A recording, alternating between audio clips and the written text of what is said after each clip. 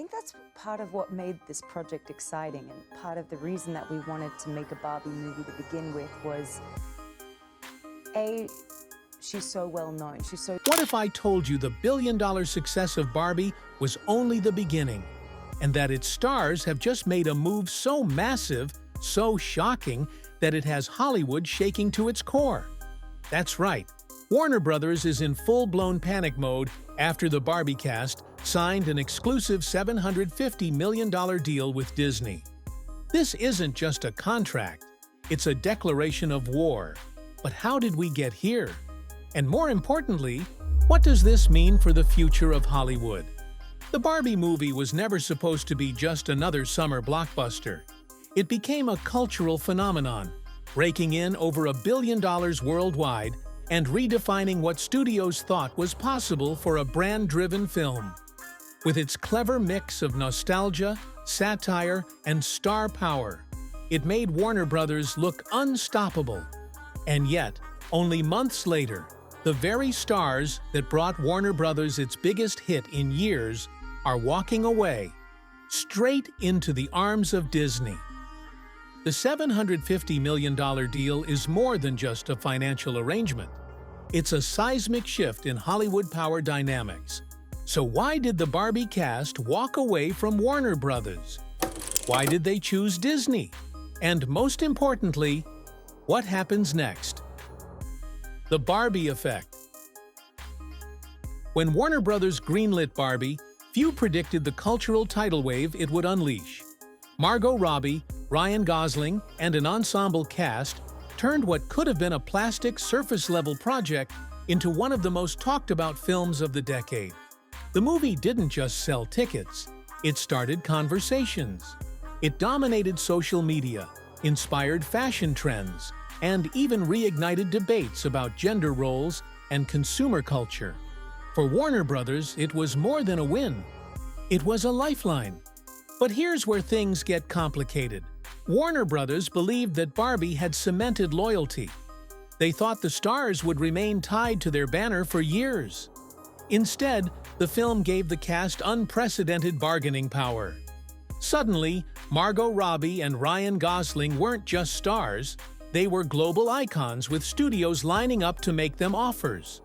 So, if Warner Brothers had the win, why couldn't they keep their stars?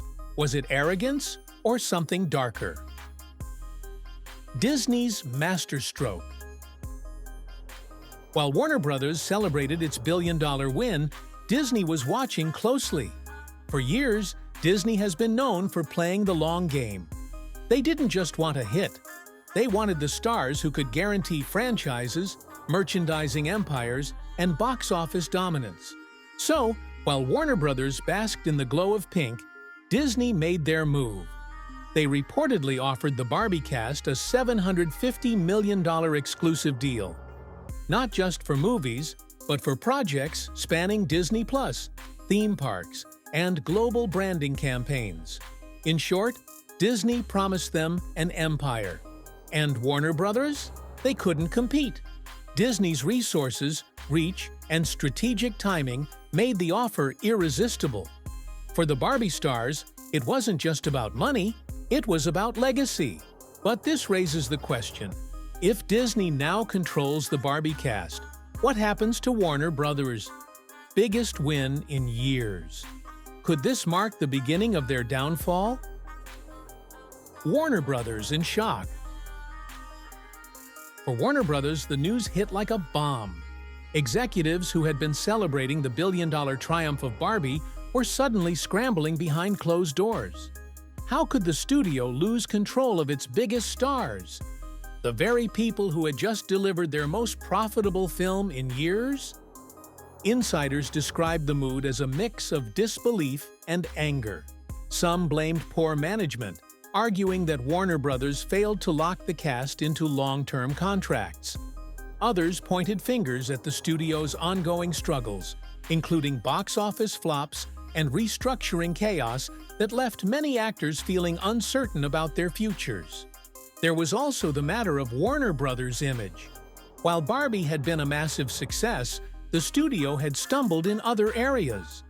The DC universe remained in flux, streaming strategies were confusing, and behind-the-scenes reports suggested stars weren't always treated like partners. The Barbie cast leaving wasn't just about money, it was about trust. Disney offered stability, vision, and the promise of growth. Warner Brothers could only offer uncertainty. But here's the looming question. If Warner Brothers can't keep its stars, what does that mean for the future of the studio? Could this be the first domino in a much larger collapse? Disney's growing empire.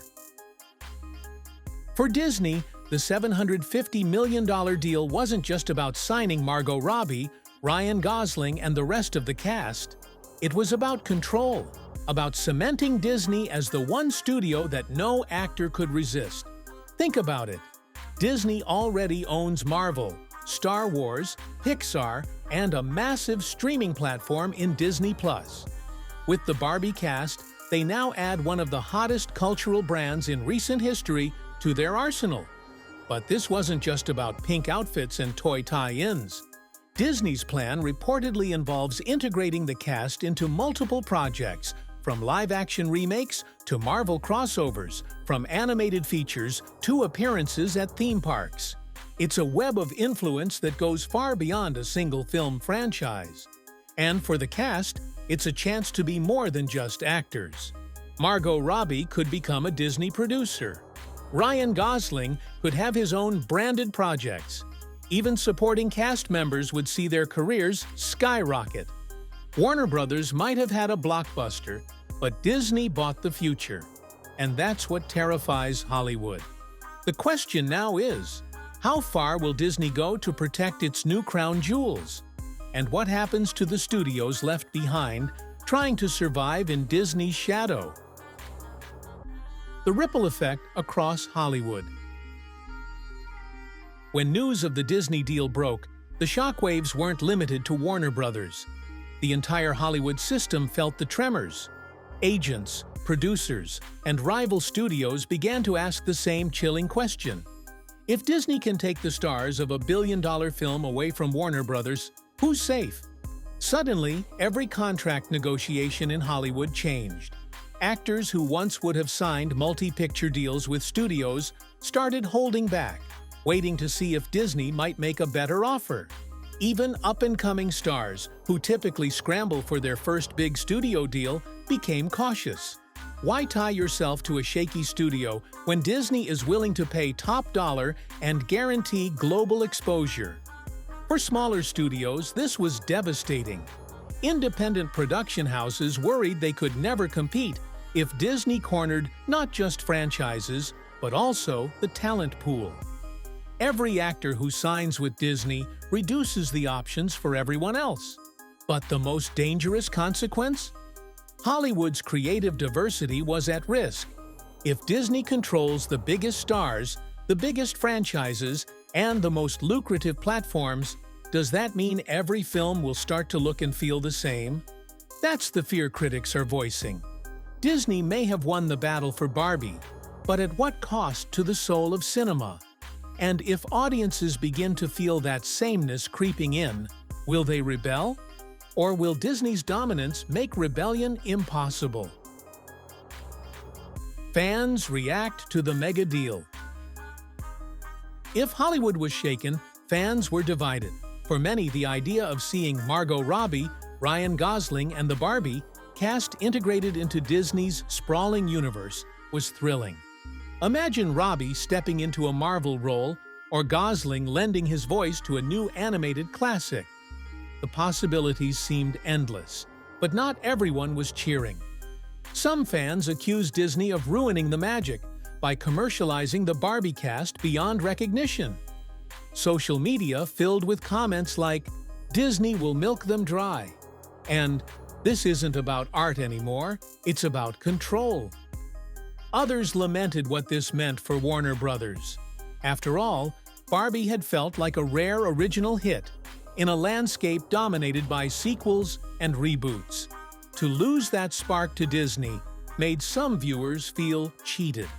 Then there were the die-hard Barbie fans, people who believed Warner Brothers had captured lightning in a bottle. For them, the fear was simple. Would Disney even allow a film as bold, satirical, and biting as Barbie to exist under its banner? Or would the pink revolution get sanitized for mass consumption? The conversation wasn't just about actors or studios anymore. It became about ownership of culture itself. Who gets to decide what stories are told? The artists or the corporations that own them? And with that question looming, one thing became clear. This deal was bigger than Barbie. It was about the very future of Hollywood storytelling. Warner Brothers strikes back. If Disney thought Warner Brothers would roll over, they underestimated the desperation of a studio fighting for its survival. Almost immediately after the Disney deal was announced, Warner Brothers began holding emergency meetings. Executives brainstormed ways to not only steady the ship, but also claw back some of the momentum they had just lost. One strategy was to lean harder on the franchises they still controlled. Warner Brothers doubled down on DC, Harry Potter, and even classic properties like Lord of the Rings.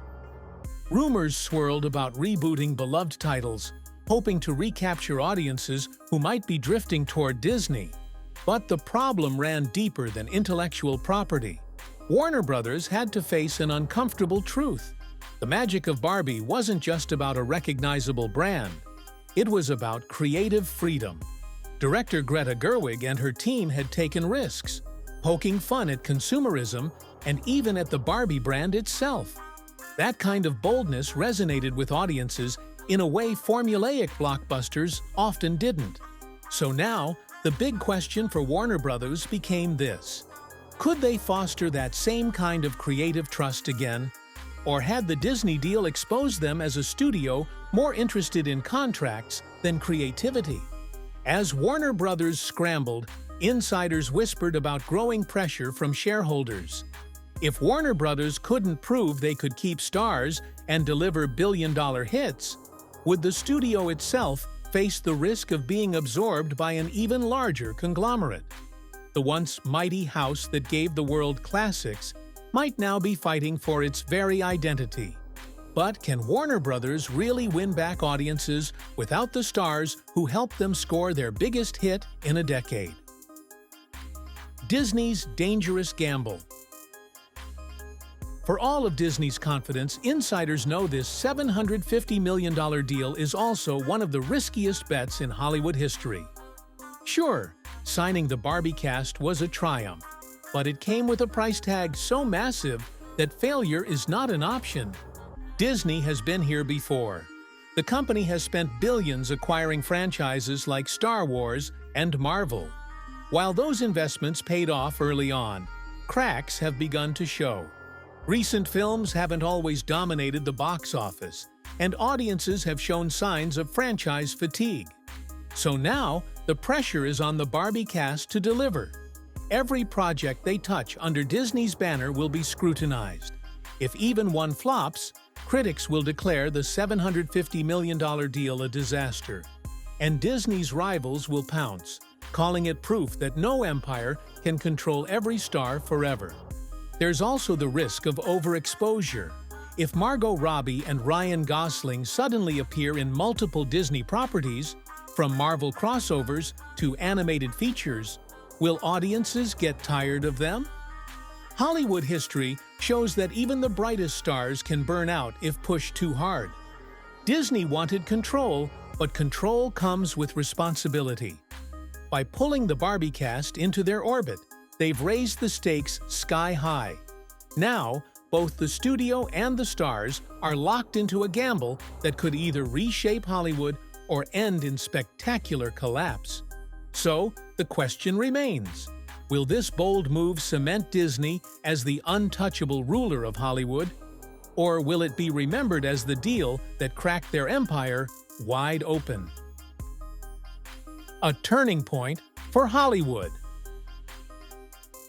At the end of the day, this $750 million deal isn't just about pink dresses, box office numbers, or even Margot Robbie and Ryan Gosling. It's about the future of Hollywood itself.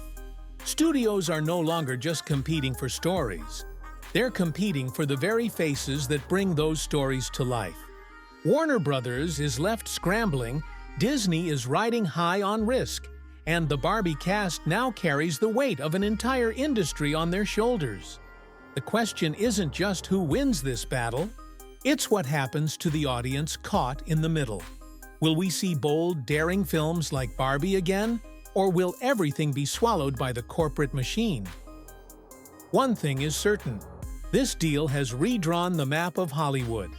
The war for talent is here, and the stakes have never been higher. But what do you think?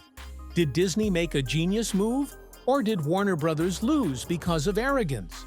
And most importantly, is this the beginning of a new golden age of entertainment, or the start of Hollywood's downfall? Let me know your thoughts in the comments below. And don't forget to hit like, subscribe, and turn on notifications so you won't miss the next deep dive into the hidden truths behind your favorite stars and studios. Because in the end, this isn't just about one deal, it's about the future of the stories we love and who gets to control them.